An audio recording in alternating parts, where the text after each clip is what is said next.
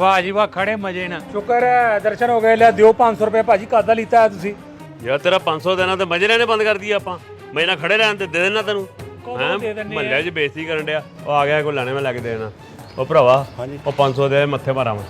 500 ਰੁਪਏ ਦੇ ਦਾਂਗਾ ਭਾਜੀ। ਇਹ ਜਦੋਂ ਮੈਨੂੰ ਦੋਗੇ ਮੈਂ ਇਹਨਾਂ ਕੋਲ ਲੈ ਕੇ ਤੁਹਾਨੂੰ ਦੇ ਦਾਂਗਾ। ਭਾਜੀ ਤੁਸੀਂ ਵਿੱਚ ਉਹਨੂੰ ਫਸਾ ਕੇ ਬਹਿ ਗਏ, ਮੈਂ ਆਪੇ ਉਹਦੇ ਦੇ ਦਾਂਗਾ, ਤੁਸੀਂ ਮੈਨੂੰ ਦਿਓ। ਤੁਸੀਂ ਆਪੇ ਹਿਸਾਬ ਕਰੋ, ਮੈਂ ਤਾਂ ਦੇ ਦੇਣਾ ਯਾਰ।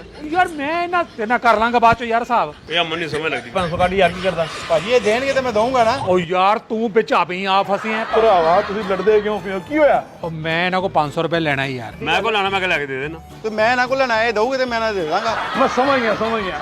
ਇਹ ਤੁਸੀਂ ਇਹਨਾਂ ਕੋਲ ਲੈਣਾ, ਤੁਸੀਂ ਇਹਦੇ ਕੋਲ ਲੈਣਾ, ਇਹਨੇ ਤੁਹਾਡੇ ਕੋਲ ਲੈਣਾ 500 ਰੁਪਏ। ਲੈ ਹੁਣ ਹਿਸਾਬ ਕਲੀਅਰ ਕਰ ਦੇਣਾ। ਦੇਖੋ ਤੁਸੀਂ ਸਾਰਿਆਂ ਦਾ ਹਿਸਾਬ ਕਲੀਅਰ ਹੋ ਜਾਣਾ। ਇਹ ਆ ਰਿਹਾ 500। ਤੁਸੀਂ ਕਿਹਦਾ ਦੇਣਾ? ਮੈਂ ਇਹਦਾ ਦੇਣੇ। ਦਿਓ। ਆਲਾ ਬਾੜਾ ਤੂੰ ਕਿਹਦਾ ਦੇਣਾ? ਮੇਰਾ 500 ਏ ਭਰਾ ਕਦੇ ਹੁਣ ਮੇਰੇ ਦੇ ਦੇਣਾ ਯਾਰ। ਆ ਤੇ ਲੈਂਦੇ ਆ ਗਿਆ ਫੜ। ਇੱਕ ਮਿੰਟ ਠਹਿਰ ਜਾਓ। ਮੈਂ ਤੁਹਾਨੂੰ 500 ਦਿੱਤਾ, ਉਹ ਦਿਓ 500। ਸਾਰਾ ਹਿਸਾਬ ਕਲੀਅਰ ਹੋ ਗਿਆ। ਕਿਸੇ ਨੇ ਕਿਸੇ ਕੋਲ ਕੁਝ ਨਹੀਂ ਲੈਣਾ। Okay why. ਲੜਾਈ ਕਦੋਂ? ਕਮਾਲ ਦੀ ਗੱਲ ਹੈ ਯਾਰ।